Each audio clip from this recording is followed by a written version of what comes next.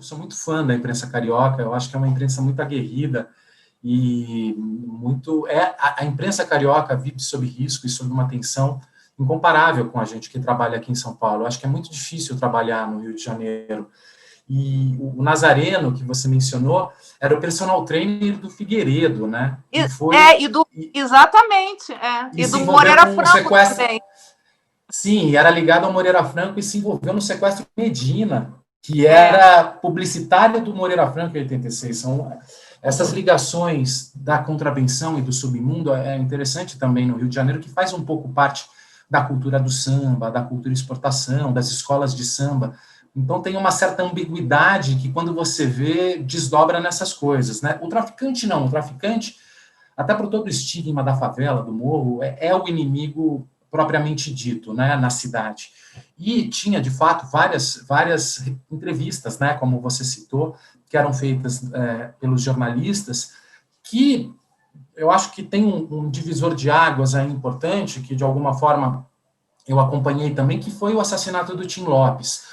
Quando o Tim Lopes é morto na Vila Cruzeiro, daquela forma bárbara, no micro-ondas, né, que deixou todo mundo traumatizado, e foi muito impactante, houve, de alguma forma, um certo acordo entre as redações do Rio, e, a meu ver, legítimo, de que para você ingressar nessas comunidades, como era necessário você pedir autorização do traficante, porque senão você não conseguia ingressar nessas comunidades e não conseguia escrever sobre elas, a imprensa, de alguma forma, retraiu e parou de cobrir essas cenas de violência nas comunidades. Isso aconteceu até 2007, porque eu lembro isso muito bem, porque, inclusive, o Marcelo Beraba, meu amigo, que foi editor, a gente acompanhou junto essa história, porque em 2007 teve uma operação no Complexo do Alemão, que morreram 19 pessoas, e eu trabalhava no Estadão nessa época. E foi uma coisa meio trágica, já vinha ocorrendo uma série de mortes no Rio de Janeiro, o Cabral estava começando o governo, aí vinha uma sequência de mortes, e houve essa operação com 19 mortos, e eu falei, puta, eu tenho que ir lá, vamos escrever sobre o que aconteceu, né? E aí, eu sou amigo do José Júnior, do Afro-Reggae, um grande amigo meu, a gente se conheceu nessa época, mais ou menos um pouquinho antes, e ele falou, não, eu te ponho para dentro do Complexo do Alemão, você põe uma camisa do Afro-Reggae e você anda lá, porque a gente tem moral lá no Complexo do Alemão.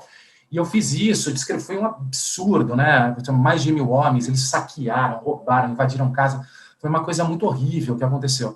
E a gente publicou uma matéria muito grande sobre isso, né? Sobre essa barbárie que aconteceu esse dia. E aí, isso, de alguma forma, também foi um certo mal-estar, porque tem uma certa legitimidade você não depender da autorização do tráfico, mas aí, se acontece isso, como é que a gente vai ficar sabendo, né? Como é que você vai relatar, como é que você vai descrever e como é que a gente vai problematizar. Então, eu acho que é necessário, eu acho que a gente tem que falar dessas coisas, é isso que eu falei também, quando eu comparei com o terapeuta, né? Eu acho que as sombras são as histórias. O que as pessoas, que é também uma frase fortíssima no jornalismo, que o jornalista publica o que as pessoas não querem ouvir, né?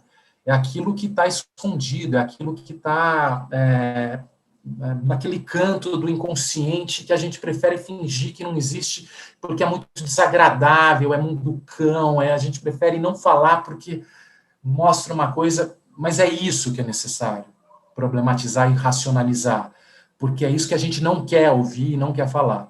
Então, eu acho que tem um papel importante da imprensa, da pesquisa, nesse sentido. E já que você tocou nesse assunto, eu vou brevemente só mencionar, as pessoas falaram da minha coragem e tal, mas é diferente o que eu faço do que, por exemplo, o Tim Lopes, quando ele foi morto, ele entrou na Vila Cruzeiro para fazer uma... Ele já tinha, um ano antes, ganhado um prêmio, os jornalistas da Globo tinham ganhado um prêmio porque eles revelaram uma venda que acontecia no Complexo do Alemão ao ar livre, por meio de câmera escondida. Foi uma reportagem investigativa que eles fizeram e foram premiados. Nesse ano que ele foi morto, em 2002, eles estavam tentando entrar num baile funk, num pancadão que tinha umas cenas meio absurdas, parece que tinha criança ligada a sexo, tinha algumas coisas bem chocantes. E ele estava com uma câmera escondida e foi descoberto. Então, quando os traficantes pegaram o Tim Lopes fazia esse papel que o jornalista faz também, que é quase de um policial, de um investigador que vai revelar um crime em público e provavelmente o criminoso pode ser preso por isso. Eu não, eu chego de uma outra forma, eu chego apresentado por um amigo do cara e ele tem muita confiança na pessoa e eu explico que eu quero ouvi-lo, não para incriminá-lo, não quero denunciar o crime dele, eu quero ouvi-lo. Então, eu chego com muito cuidado, né? Eu não me exponho. No caso do Dia, lembra quando os jornalistas foram torturados em 2008? Os jornalistas estavam lá disfarçados de moradores para contar sobre as milícias. Eles fingiram que compraram uma casa, alugaram uma casa lá, passaram por moradores para contar como era o dia a dia e a violência das milícias. Eu chego num outro contexto, eu chego apresentado por outras pessoas, eu tomo todo o cuidado, morro de medo de morrer, não quero morrer, não coloco minha vida em risco. Eu tenho um certo controle de risco aí, quando eu faço essas operações. Eu não sou kamikaze, assim, é uma coisa que eu sou muito transparente para eles, até onde eu vou, até onde eu não vou, a gente acorda o que eu posso revelar, o que eu não posso revelar. Eu não quero que eles leiam e fiquem putos e queiram me matar, por exemplo. Eu tomo esse cuidado, é uma coisa mais compreensiva, não é uma coisa de denúncia para eles serem presos, por exemplo. Então, por isso eu não corro os riscos que outros jornalistas correram fazendo um outro tipo de trabalho e um outro tipo de abordagem. Perfeito. Obrigada. E em relação aos desdobramentos, o que você diria? Como apesar Você tinha, da manhã, né, de falar sobre o futuro, eu, por exemplo, como eu disse, eu era capaz de apostar que o Bolsonaro não seria eleito. Então, eu, para prever o futuro, sou um fracasso, né? Mas eu diria, sei lá, eu diria que é muito complicada a situação do Rio, né? Como, falando óbvio, mas eu acho que, principalmente agora, as coisas pioram. Elegeram um governador bandido, assassino, o Witzel, psicopata, com um discurso psicopata, mas o impeachment dele também fragiliza as instituições. Então, eu acho que o Rio de Janeiro, mais do que nunca hoje, essa fragilidade institucional permite que o crime esteja na direção. Eu fiquei atônito com a morte do Fernando, esqueci o sobrenome dele, que é o genro do Castor de Andrade. Essa figura que foi morta na semana passada, ele está marcado para morrer desde 1997, pelo menos. Fernando Ignácio, exato. E está marcado para morrer desde 1997, porque ele tem uma briga muito grande e violenta com o Rogério de Andrade, que é o sobrinho do Castor de Andrade.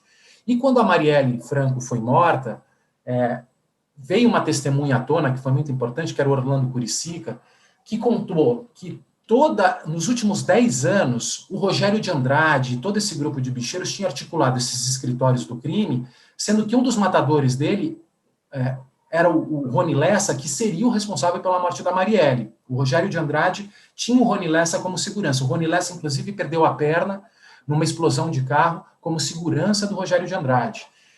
E eles ficaram, de alguma forma, expostos, né? Os escritórios do crime, esses matadores dos bicheiros e a própria ligação da polícia e da divisão de homicídios com esses grupos ficou muito em evidência. Então, eu achei que era o momento que eles estavam recuados e fragilizados, esses grupos de matadores. E vai lá e morre o cara que o Rogério de Andrade está tentando matar há 23 anos. Nesse momento, ele não houve nenhum pudor em matar agora, né? Quando, em tese, todo mundo está prestando atenção na cena, né? Então, eu acho que é muito problemática, mas, ao mesmo tempo, é um pouco isso que o Carlos falou. Eu acho que o Rio tem uma sociedade civil muito forte, a imprensa é muito forte, os pesquisadores são muito fortes, você tem uma economia forte, e eu acho que não tem outro caminho, a não ser mudar, a não ser encarar. Então, eu aposto, isso talvez seja um mau sinal, então não vou nem dizer isso. Eu acho que eu acho que tem caminho, sabe? Eu acho que se eu não tivesse esperança, né, se a gente não tiver esperança, para de trabalhar até, né? Então, eu acho que o objetivo é esse, é mudar essa situação. Mas eu acho que depende de luta muita luta e união, muita luta e os comprometidos com a democracia e com as instituições democráticas precisam se recompor e se juntar. Eu tenho, na verdade, são duas perguntas. A primeira delas é o seguinte: no meu dia, eu atuo na parte criminal, vejo processo de milícia, normalmente esses processos são do Rio de Janeiro. E aí eu queria saber, esse fenômeno é um fenômeno carioca ou ele está começando, ou seja, ele nasceu no Rio e está se expandindo também, ou seja, se ele tem ramificações, ele está crescendo para outros lugares. E, em segundo lugar, a gente sabe que o PCC trabalha muito com, e isso é uma das principais críticas a esse sistema punitivo brasileiro, ou seja, com a prisão, ou seja, ele realmente cresceu muito dentro das prisões, ele cresce com as prisões. Isso acontece de alguma forma com a milícia também, ou seja, ela se aproveita desse ambiente carcerário para se desenvolver, para aumentar sua ramificação, sua área de atuação? Me chama a atenção essa ramificação que vários mencionaram e que talvez você possa nos ajudar a montar o quebra-cabeças das milícias no Rio, daquilo que você estudou do PCC em São Paulo, o que se mencionou aqui no Espírito Santo, esse seu tema do Estado organizado, da lei, da guerra, nesse Brasil de 2020, construído, é um Estado meticuloso. Alguém já disse que o subdesenvolvimento não se improvisa, né? É uma coisa meticulosamente organizada, que durante a ditadura, e essa é uma pergunta que me persegue, foi capaz de quase exterminar o que havia de esquerda, de comunista, e, no entanto, deixou prosperar certa bandidagem que, quando éramos crianças, era isso da cara do cavalo, o bandido da luz vermelha, e se transformar numa corporação que eu, como formado em administração, admiro o crescimento e a organização. Você falou em cocaína como commodity, não é mesmo? Essa estruturação, operações de entrar numa empresa de valores armados com automóveis e linhas de fuga, isso não é coisa de amadores, nem de pés de chinelo. Então, para concluir, se você conseguisse nos dar um pouco do desenho, do fundo, do quebra-cabeça desse Estado em que o crime compensa. Talvez uma coisa que ajude a entender é a gente pensar que, com esse processo de urbanização muito rápido do Brasil e depois com a crise da industrialização, passou a haver uma economia informal e criminal muito forte, que talvez corresponde a, vamos dizer, 30%, 40%, 50% do PIB, que muitas vezes foi relegada pelos governos, né? A gente sempre trabalhou muito, pós-Getúlio e tudo mais, com os empregos formais e com as carteiras de trabalho regulamentadas e com esse mercado formal, deixando de lado e terceirizando o governo do mundo informal e ilegal para quem assumisse essa responsabilidade. Então, a gente precisa pensar que hoje o Brasil, parte da riqueza brasileira é formada nessa economia ilegal e informal, né? Não só ilegal, como informal. E que o PCC, ele criou um modelo de negócio, e talvez para entender o PCC, acima de tudo, principalmente a partir dos anos 2000, 2010, uma agência reguladora do mercado criminal. Eles dominam o sistema prisional, 90% do sistema prisional. Então, todo mundo que passa pelo crime, que faz carreira no crime, que trabalha no crime, vai ingressar nessa prisão. Se vocês terem uma ideia, entre 90 e 2015, passaram 1 milhão de pessoas pelo sistema prisional. Com esse domínio de 90% do sistema prisional, eles criaram uma espécie de capacidade de controle dos criminosos e dos protocolos do crime, porque quem ingressa no sistema prisional e o sistema prisional é uma espécie de MBA do crime, eles próprios chamam as cadeias de universidade do crime, porque quando você passa pela cadeia, você ganha status, você entra em contato com networking, você conhece coisas que você não conhecia antes, você ganha uma certa moral no crime, e ao mesmo tempo você precisa prestar contas do seu histórico no crime. Se você pisou na bola, se não pisou, se cumpriu ou não a regra do PCC. Então, a partir desse domínio dos presídios, o PCC conseguiu criar esse modelo de negócio a partir, como uma agência reguladora do mercado criminal, estabelecendo protocolos, regras, emprestando dinheiro para quem precisa fazer uma atividade criminosa, dando uma racionalidade muito maior do que existia antes. E essa racionalidade saltou de patamar quando eles perceberam que o território era um problema, que vender droga no varejo, no território, trazia muito problema, que o grande desafio era chegar nas fronteiras e entrar no atacado da droga para distribuir a droga para outros estados. A partir dessa mudança de modelo de negócio, chegando e ingressando no atacado, agora nos portos, no Porto de Santos, ingressando em outros mercados internacionais, eles fogem dos problemas e dos conflitos do mercado pequeno, do varejo dos territórios, ingressam no atacado e sempre com a possibilidade de fazer muitas conexões dentro das prisões. É uma espécie de amplo networking de contatos por causa do celular e todas essas possibilidades que existem. No caso das milícias é menos, eles são mais ligados aos territórios e menos ligados aos presídios, né? A milícia é um modelo de controle territorial, é um Estado assumindo o papel do Estado num território, em vez de estar assumindo o papel do Estado no interior do sistema prisional. É mais territorial, e por isso os conflitos do lado de fora são sempre muito maiores. No caso da expansão das milícias, né, no Brasil, essa é algo que a gente precisa, de fato, sempre prestar muita atenção. Eu acho que tem alguns sintomas preocupantes que são o seguinte: nos últimos 3 anos, o Brasil vem batendo recordes sucessivos de homicídios praticados pela polícia. Foram mais de 6 mil o ano passado, mesmo durante a pandemia, os homicídios pela polícia cresceram.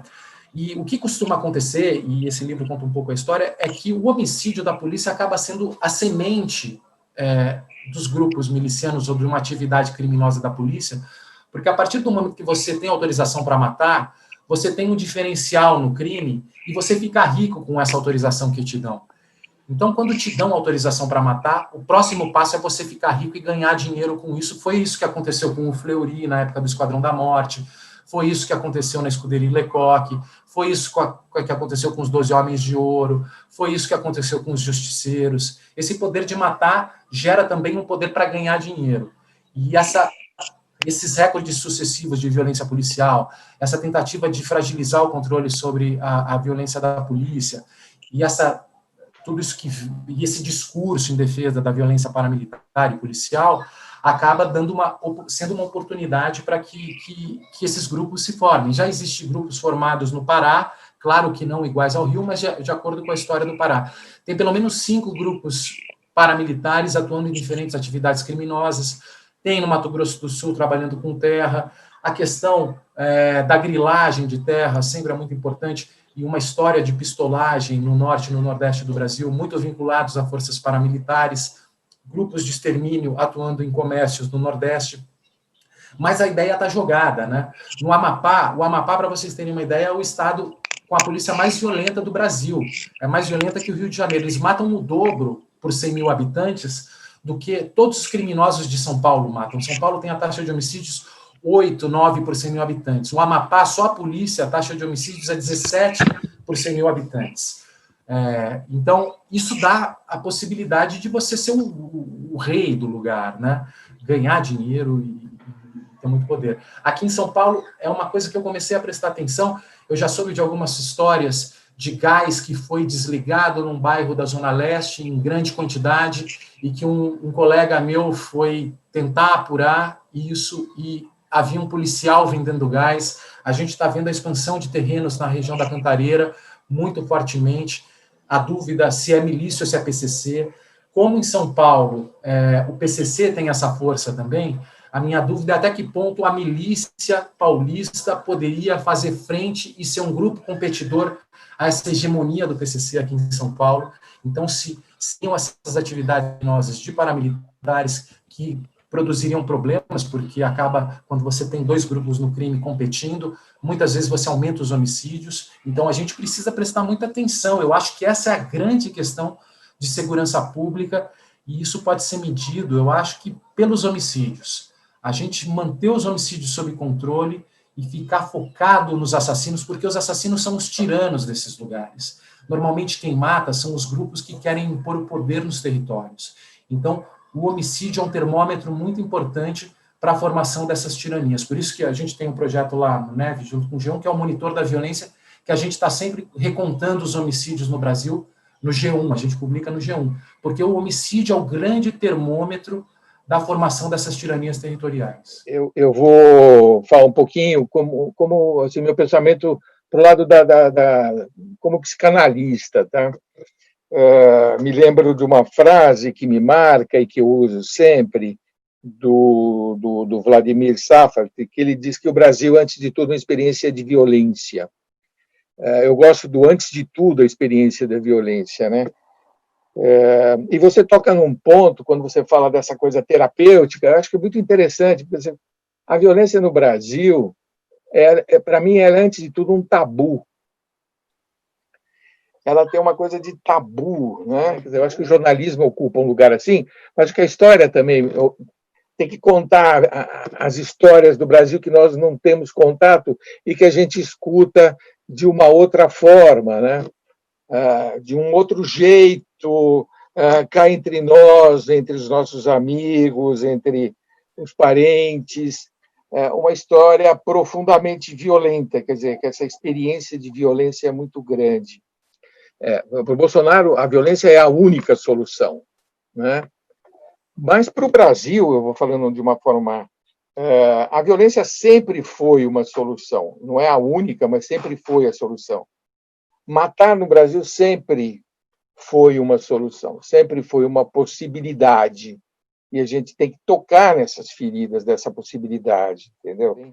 Eu fico pensando se a violência, de fato, ela é a nossa ordem, essa é a ordem primordial, essa é a ordem central no Brasil, a ordem da violência, entendeu? Não da agressividade, mas da violência. Por que as pessoas obedecem, né?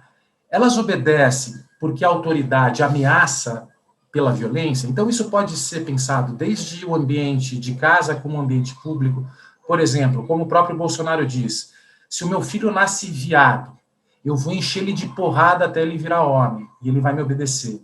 A violência consegue resolver e lidar com isso? Se as pessoas desobedecem na favela... Tem um texto do João Pereira Coutinho, que escreve na Folha, que eu acho interessante o jeito que ele coloca. Ele fala que quando ele vem para o Rio de Janeiro e ele fica ouvindo as pessoas falarem da violência, a impressão dele é outra. Ele fica surpreso como aquelas favelas não descem e matam todo mundo na cidade, porque não é possível. E ele se sente muito desconfortável, mas fica impressionado como a vida continua daquele jeito. Por que as pessoas obedecem? Será que a autoridade precisa ameaçar, dar porrada? O pai, para que o filho obedeça, precisa ameaçar a violência? Ou a construção da autoridade no Estado moderno e a construção da legitimidade da autoridade se fez justamente porque foram criadas autoridades que foram vistas como legítimas, da vontade coletiva e de um pacto coletivo, e eram obedecidas propositalmente, porque eles viam nessa liderança um representante daquelas regras do jogo que todos acreditavam que faziam sentido para a vida ser melhor. Então também tem um pouco da discussão da Hannah Arendt, que faz a oposição entre violência e poder. Quando existe violência, porque o poder acabou. Quando você precisa dar porrada, quando você precisa ameaçar com violência, é porque esse poder e essa capacidade de liderar sem usar um instrumento da violência se fragilizou. Então, quanto maior o poder e quanto maior a legitimidade dessa autoridade, quanto mais representante da vontade e das regras e da moral coletiva, menos necessidade de uso da violência ela tem. A gente vê, por exemplo, no Japão não tem polícia na rua. E as pessoas obedecem. Por que as pessoas obedecem? Então, eu acho que essa é uma questão central e concordo com você. A violência faz parte da autoridade e da ordem na história brasileira. É uma coisa que a gente, de alguma forma, ainda não conseguiu escapar, né, parece. Enfim, eu iria um pouco por aí, a minha percepção, eu tatearia um pouco por aí. A questão é saber se nas tuas pesquisas, Bruno, você viu algo alentador. Você viu algum lugar onde a milícia, ao invés de prosperar, não se criou. E aí eu conto uma outra reminiscência rapidinho, só para exemplificar o que eu estou dizendo. Houve um belo dia, um final de tarde, que estava anoitecendo no bairro de Laranjeiras, um bairro que tradicionalmente vota à esquerda no Rio de Janeiro, e chegou uma turma ali para montar uma cabine de vigilância, policiamento, milícia, em plena rua General Glicério, onde acontece uma roda de chorinho ali aos sábados, depois da feira e tudo mais. E simplesmente a mobilização do pessoal que estava ali, remanescente da roda de chorinho, e mais algumas pessoas das redondezas, começaram a perguntar, mas o que é isso? Que cabine é essa que vocês estão montando aqui? Aí um cara que estava montando lá, botando essa cabine ali, com logotipo proto-policial ali, algo assim, dizia, não, isso aqui é aperitivo. Essa cabine de vigilância vai ficar aqui durante um mês, e aí, se a população daqui quiser, a gente vai manter isso aqui, será. E eles foram devidamente escorraçados, ou seja, ali alimentou-se alguma esperança de que nem sempre a milícia chega e finca raízes. Eu queria saber se nas tuas pesquisas, Bruno, você viu algum desses sinais alentadores, por algum motivo, em algum lugar, ao invés de se fortalecer, esse Estado paralelo, que serve muito ao Estado oficial também e aos poderes constituídos, e é normalizado por quem tem dinheiro, por quem tem qualquer coisa da sociedade, não se criou, ou não. É terra de ninguém mesmo, e a tendência é que se crie mais milícias do que menos. O que me fascina no Rio é a cidade e a população, é a criatividade, a cultura, tudo que representa para o Brasil. Na verdade, eu acho que é uma síntese do Brasil, da alma brasileira. Eu acho que se o Rio vai mal, o Brasil vai mal. E essa vitalidade, para mim, é muito presente, e apesar de tudo que está acontecendo. Então, por mais que possa parecer triste e desesperançoso, o Rio é uma festa, assim, é uma coisa muito viva, é uma vitalidade muito presente nas ruas, nas favelas, na Zona Oeste, no Rio das Pedras. No Rio das Pedras era uma 25 de março, eu achava que era um bando de homem armado, é uma 25 de março, que um amigo meu falou, não você não sabia? Eu comprava parafuso às 3 da manhã no Rio das Pedras, lá é o lugar onde você vai comprar parafuso de madrugada quando não tem na sua casa. Então, enfim, às vezes você acaba pesando a mão num tema da violência e tal, mas eu voltei muito, muito entusiasmado com o Rio, eu sinto saudade dessa fase que eu passei por lá, eu queria voltar, meu amor pela cidade aumentou muito, e assim como a minha aflição de que as instituições se fortaleçam, sabe? Me parece mais uma questão política do que social. Eu acho que é uma questão de organização de instituições e de grupos políticos, acima de tudo. Claro que o desafio é imenso, mas o que me mantém muito ainda esperançoso, de alguma forma, não estou fazendo média, não, é verdade.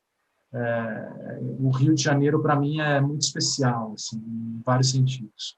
Eu só queria fazer uma observação. A gente tem feito, várias das pessoas que estão aqui, um curso maravilhoso com o Zé Miguel Wisnik, pena que ele não está aqui hoje, sobre o Guimarães Rosa, e especificamente sobre o Primeiras Histórias, onde ele está falando em vários contos, como um todo, um livro que fala da urbanização chegando nesse sertão onde tem as próprias leis, né? E o que acontece quando isso acontece. E da figura do jagunço, que é um justiceiro, quer dizer, existe na configuração do Brasil, desse Brasil onde a lei não está, ela já não estava, o dono da terra vira o dono da lei. E ele tem a seu serviço os justiceiros, os matadores, aqueles caras que, através da violência, eles colocam as regras a serem obedecidas, eles matam, eles desmatam, e eles são também essa coisa meio dúbia entre o bandido e a lei. E o herói, no certo sentido, porque eles são figuras masculinas, né, reverenciadas pela sua coragem, pela sua bravura, pela sua violência, inclusive, eles têm mora neles, no imaginário, essa coisa sobre eles, mas eles são, ao mesmo tempo, o bandido e o fazedor da ordem. Então, tem um lugar onde o jagunço e o miliciano, eles se encontram. Nesse processo, esse lugar onde o Guimarães escreve, quando chega a urbanização, esse doutor, essa lei que chega agora de fora para dentro ali, ela é recebida pelo jagunço com uma resposta do tipo, eu vou falar com o meu patrão para ver o que ele acha da sua chegada aqui, né? E existe esse embate que acontece. No caso das milícias no Rio, em São Paulo, na favela, no lugar onde teoricamente existia a lei, é quase que ao contrário, quer dizer, existe alguma coisa que, como disse o Carlos, toma o Estado, né, rouba a lei. Então agora a gente é a lei aqui. Mas, de alguma maneira, o que eu queria colocar aqui, e queria ver o que você acha disso, tem qualquer coisa dizendo que está na nossa Constituição essa luta de morte, e está nessa nossa Constituição essa figura do cara que faz a justiça com a sua capacidade de violência. Então, esse paralelo eu acho interessante trazer, porque senão a gente acha que isso é um fenômeno que brota na cidade, quando, na verdade, ele talvez tenha um braço numa coisa constitucional do povo brasileiro mesmo, e que ainda é o que acontece, o que manda, o que é lei, nos lugares onde a lei oficial não chega, né? Era isso. Super interessante tudo isso que você falou. Eu não diria do povo brasileiro, mas eu diria do contexto rural dos anos 40, 30, 20, que, de alguma forma, se parece com o contexto urbano do Rio de Janeiro. Porque o que a gente via nesses lugares, e o Hobsbawm escreveu um livro sobre os bandidos sociais, falando sobre os jagunços e sobre o coronelismo, né, nessa fase do começo do século XX, final do século XIX. E ele via isso como um problema eminentemente rural, porque não havia presença de instituições do Estado, e que, por não haver essa presença do Estado moderno, esses bandidos acabavam virando as instituições locais, né, como os próprios coronéis, em torno dos próprios coronéis. E ele falava que isso era um fenômeno rural, e ele cita vários lugares do mundo, rurais do mundo, onde isso se repete. Mas o que a gente vê, e eu concordo com você, é que é criado um fenômeno muito parecido em alguns aspectos, né, nas grandes cidades.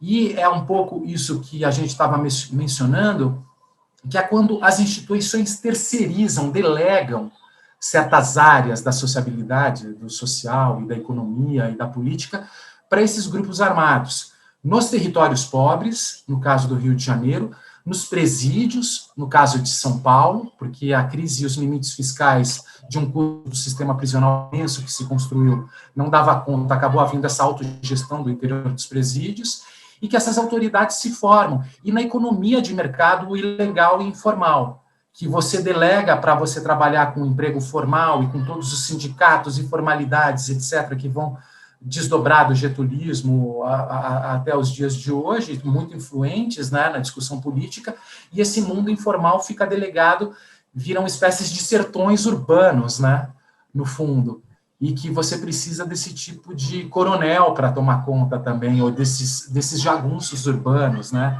para tomar conta. Não, concordo, eu acho muito interessante esse paralelo. Tem 2 relatórios recentes sobre a Amazônia que têm a ver com o que você está falando. Um é do Instituto Igarapé, sobre a criminalidade que atravessa diversos países, e o outro é do Instituto Escolhas sobre o garimpo. Inclusive o Instituto Escolhas acionou o Banco Central e a Comissão de Valores Mobiliários em torno do destino do ouro que sai ilegalmente.